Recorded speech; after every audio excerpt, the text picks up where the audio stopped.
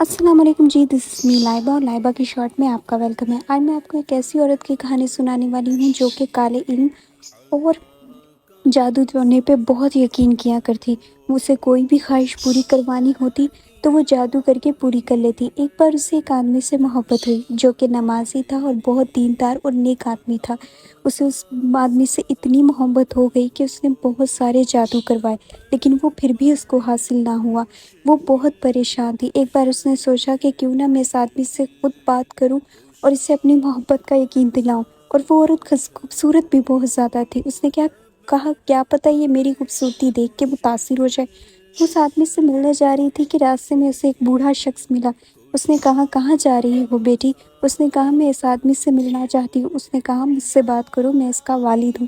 وہ آدمی اس عورت سے بات کرنے اس کے پاس گیا اور اس عورت نے اسے بتایا کہ میں اس سے بہت محبت کرتی ہوں۔ اس نے کہا مجھے تمہارے بارے میں کچھ باتیں معلوم ہوئی ہیں جس کی وجہ سے مجھے لگتا ہے کہ یہ آدمی تمہیں حاصل نہیں۔ اس نے کہا ایسی کون سی باتیں ہیں؟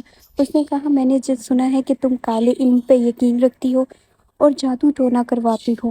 نیک مرد نیک عورتوں کے لیے ہوتے ہیں اور بد مرد بد کردار عورتوں کے لیے ہوتے ہیں۔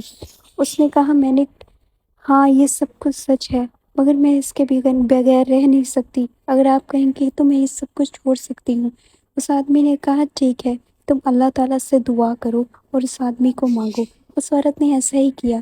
اس عورت نے اتنے یقین سے اللہ تعالیٰ سے اس آدمی کو مانگا کہ صبح اس کے دروازے پہ وہ آدمی آ گیا۔ اس نے کہا میں آپ سے نکاح کرنا چاہتا ہوں۔ ان دونوں نے نکاح کر لیا۔ پھر اس عورت نے کہا کہ کیا تم مجھے اپنے گھر نہیں لے کے جاؤ گے؟ اس نے کہا ہاں ضرور لے کے جاؤں گا مگر پہلے میں تمہیں اپنے والد سے ملواؤں گا۔ وہ آدمی اسے قبرستان لے گیا۔ اس آدمی کا والد مر چکا تھا۔ اللہ تعالیٰ جس انسان کو سدھارنا چاہے سدھار سکتا ہے۔ اللہ تعالیٰ نے اس آدمی کو اس عورت کے پاس بھیجا جو اس دنیا میں تھا ہی نہیں۔ جب اللہ تعالیٰ کسی انسان سے محبت کرتا ہے اور اسے برے کاموں سے نکالنا چاہے تو وہ نکال سکتا ہے۔ آئی ایم شیور کہ آپ کو اس سٹوری سے بہت اچھا سبق ملا ہوگا۔ خوش رہیں، ہنستے رہیں، مسکراتے رہیں۔